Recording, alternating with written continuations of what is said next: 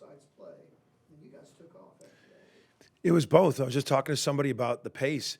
It's hard to get a pace going when they're scoring or getting the offensive rebound and we're fouling like the last game and then the beginning. I mean, you got to get some stops. And what I thought was the best was obviously we switched our coverages to switching 1 through 5, and that was I think the biggest adjustment. They're elite at cutting you up on different ball screen coverages, and they were cutting us up.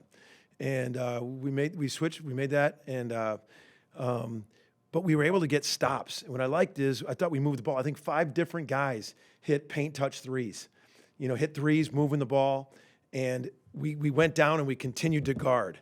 I think, and we were on a run. I think we went on 23 because we were able to get transition, getting stops. And I just think that's such a key because I think we're very good in transition.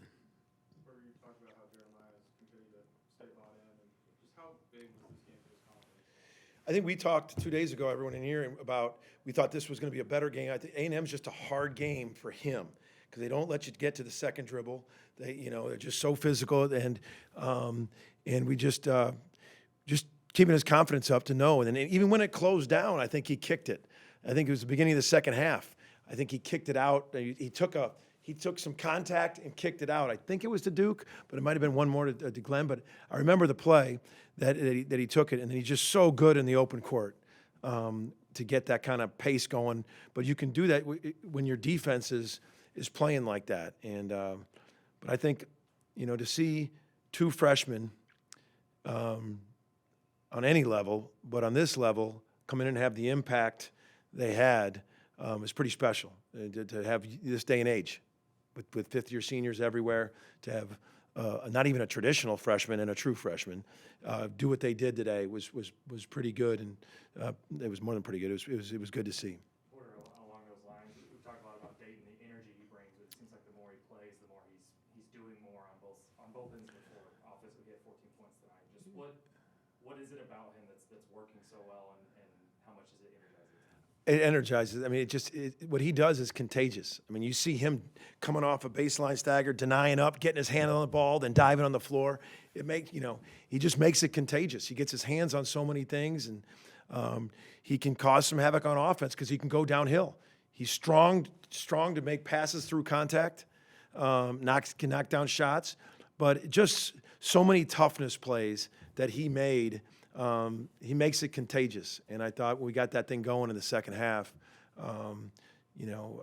I thought he was a key guy just to raise the temperature in there, effort-wise. He mentioned his nickname is Sparky. I know. How do you feel about that for him? Hey, keep rolling then, because he is. For nicknames, for him. Man, that's what he does. He gives us so much energy, and the guys are loving it. I mean, I've heard him. Everyone's calling him that, and I think he's being great at what he does. He's tough. He plays and he's doing that with a great mindset, and he really gives us an edge off the bench.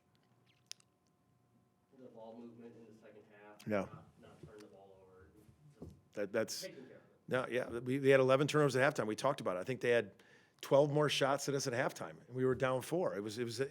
We just talked about it. We switched our defense, and then we talked about taking care of the ball. We talked about it a lot before the game, but we just weren't. I think one of the guards said to me, "Hey, that their pressure and speed is real. Like they were up there really pressuring you far away from the court, and the more aggressive we got, when you're not aggressive that far back, they can poke at it, and they're elite at it. Third in the country." So I thought we were stronger, more physical, went downhill than we were in the first half. But it just you get more attempts at the rim, and then we shot it the way we shot it. I mean, it's hard when 70%. I mean, so I definitely think the taking care of the ball second half enabled us to do that. I know 20-0 runs aren't necessarily. I think it was 23. I think so. 23. I got to take it while we got it. I'll take every. But go ahead. Not easy to come by. Obviously. No. When your team's in another run, at what point does it kind of like click, just like what they're doing out there? It's for me like it's like you got to let them go a little bit when I see it like that. Like Jalen Moore hit a 3 in the corner. It was against the press, and sometimes you're like pressing teams sometimes thinks a rush shot is as good as a turnover.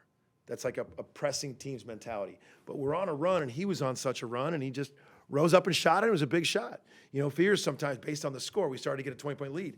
It's hard to slow him down because he's so good at getting to the rim. So, you know, it's a conundrum because you want long possessions when you got that lead, but you want to stay aggressive. And I thought we just stayed aggressive. And on misses, I thought we were, especially when you see them share it as much as they did. They were really sharing it, spacing it, and you got to, on my end, let them go a little bit when you see that kind of pace. For Jalen to have the 2 fouls and be out early, and then have the second half he did and get to 1,000 points for his career, I mean, how encouraging is that? Man, he's so. Yeah, I'll have lots of time to talk about this later, but like he just means a lot to me, and the way how hard he plays, and his mind is pure. You know, he didn't get off to a great start. He really took it on that he didn't get that first block out of the game after the emphasis on rebounding, and he just kept his mind right. He got the 2 fouls. I told him I was going to play him. I played him, but it was only like a minute and a half, 2 minutes. But at least it was the confidence in me knowing that, hey, I'm still playing you with 2 fouls. And even though it was 2 minutes, that sends a message. And I thought we talked about winning the first 4 minutes. I said, man, we were terrible the first 4 minutes at A&M. We got to win the first 4 minutes. And he was just his leadership, his voice. Even the first play of the half was terrible too. They just drove by us and laid it up. Even with that, then we went on a run after that. But I just thought he was just such a leader with his voice and his effort.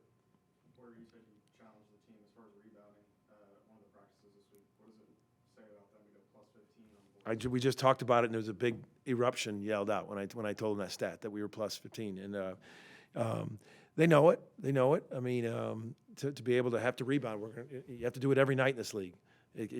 Every night you have to do it in this league. And so, yeah, we got 10, they got 9 on the offensive end.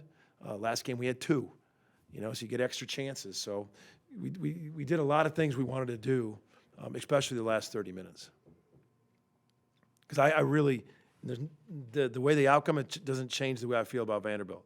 I think they got some weapons, and we just got on a downward run. But like they really execute some really good things, and they're like they already beat a lot of teams, and I know they're going to do it again. Any more questions? Thanks, Coach. Thank you.